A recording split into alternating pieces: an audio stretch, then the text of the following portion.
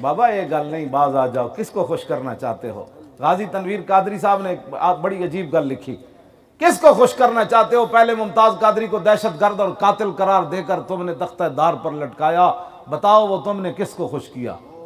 अब फैजाबाद के धरने के बाद, खत्म नबुव्वत के पर पैरा होने के बाद, अब जिन लोगों ने पैरा दिया आप उनको करप्ट कह रहे हैं और कह रहे हैं ये दहशतगर्द हैं। बताओ ये जुमले कहकर किसको खुश करना चाहते हो?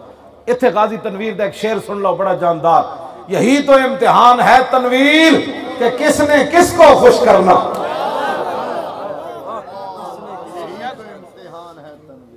कि किसने किसको खुश करना। असी जिन्होंने खुश करना सी कर आया, हुण तुसी खुश करो जिन्हों करना। असी हाजिर हाँ, असी भी हाजिर हाँ, साड़ियां नस्लां भी क़यामत तक हाजिर हैं। अगर हुजूर की खत्म नबुव्वत पर पहरा देना दहशत गर्दी है तो ये दहशत गर्दी तो हर सेकंड में होगी।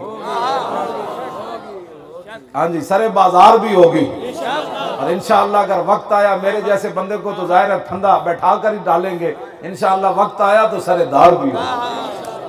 असी कोई सदा रहना है, मर तो इंज भी जाना है, चज तो जाइए।